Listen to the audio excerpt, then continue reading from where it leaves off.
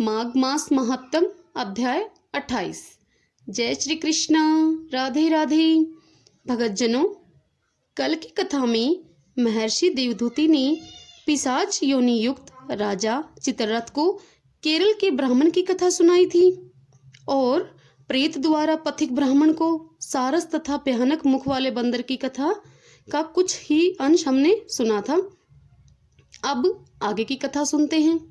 सारस के मुख पर भीषण कष्ट के लक्षण उभरे।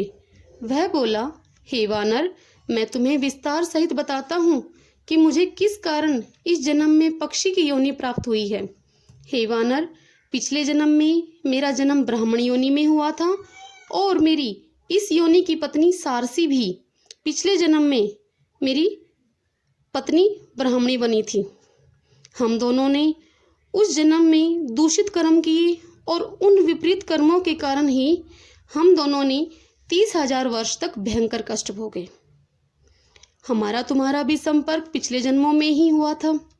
वे घटनाएं 30,000 वर्ष पूर्व की हैं, जब हम और तुम मेरी पत्नी सारसी ने ब्राह्मण योनि में जन्म लिया था।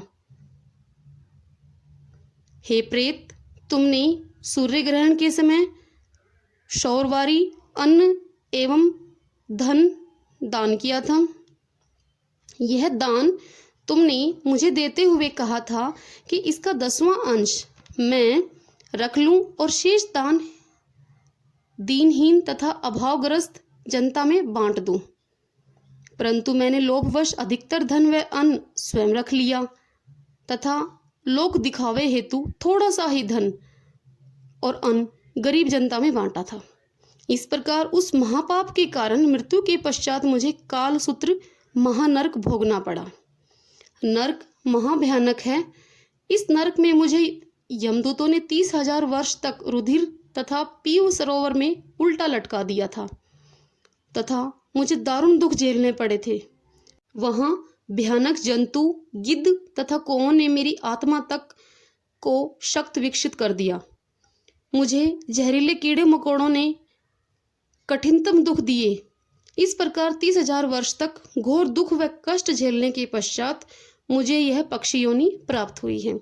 मेरे साथ पूर्व जन्म में मेरी पत्नी को भी अधर्म व का अन्न व धन का सेवन करने के कारण कष्ट सहने पड़े, परंतु उसके कष्ट मेरी तुलना में बहुत कम थे। मृत्यु के पश्चात धर्म अधर्म का फल प्रत्येक जीव को कर्म के अनुसार भोगना ही पड़ता है। इस सारस योनि के पश्चात संभवतः हम दोनों को मनुष्य योनि प्राप्त होगी। मानव शरीर अत्यंत भाग्य व अच्छे कर्मों के पश्चात ही मिलता है। यह दुर्लभ योनि है। तुम्हारा उदाहरण भी प्रत्यक्ष है। तुम राजा थे, तुम्हारा जन्म उच्च कुल में हुआ था, परंतु अपने कर्मों के भोग के फलस्वरूप तुम्हें वानर योनि प्राप्त हुई है। मैं भी सारसी के साथ वन में अपने काल की प्रतीक्षा ही कर रहा हूँ। वानर कातर वाणी में बोला, हे सारस, तुमने मेरे अधर्म युक्त नेत्र खोल दिए हैं। तुम धन्य हो जो तुम्हें पिछले जन्म की स्मृतियां स्मरण हैं तथा तुमने पिछले जन्म की स्मृतियां मेरी जानकारी में भी ला दी हैं। मेरा अब अज्ञान नष्ट हो गया है। मुझे अब शांति का आभास हो रहा है। मेरा हृदय शांत हो गया है।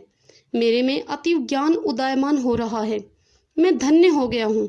वानर बोला, हे सारस, अब मुझे बताओ कि किस प्रकार मैं अपने पापों से मुक्त हो सकता हूँ तथा इस निकृष्ट पशु योनि से मुक्ति पा सकता हूँ।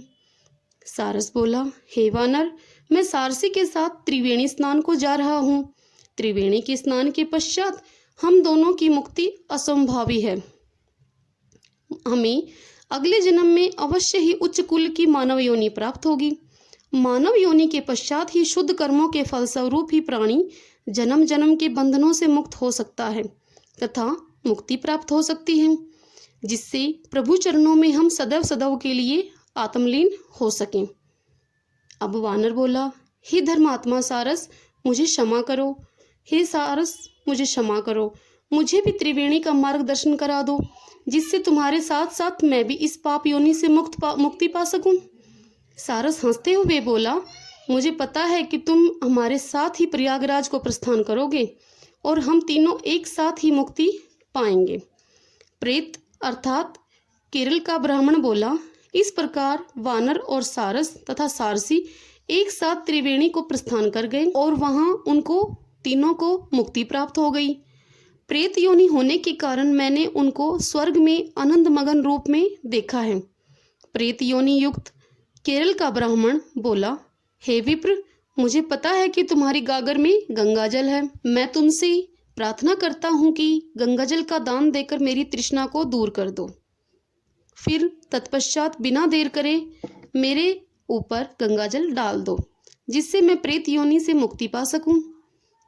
पथिक बोला, हे प्रेत, मैं धर्म संकट में फंस गया हूँ। मैं यह जल अपने माता पिता के लिए त्रिवेणी में स्नान करने के पश्चात लेकर आया हूँ। मेरे माता पिता जो अत्यधिक वृद्ध तथा रोगी हैं, वे बेचैनी से इस जल की प्रतीक्षा कर रहे हैं। मुझे डर है कि मेरे देर करने की वजह से वह अधीर हो रहे होंगे। कहीं वह दोनों बिना जल ग्रहण किए ही स्वर्ग ना सिधार जाएं। वस्तुतः मेरे माता पिता अत्यंत वृद्ध हैं तथा मृत्युशैया पर जीवन की अंतिम घड़ियां गिन रहे हैं। उनकी मृत्यु निकट है।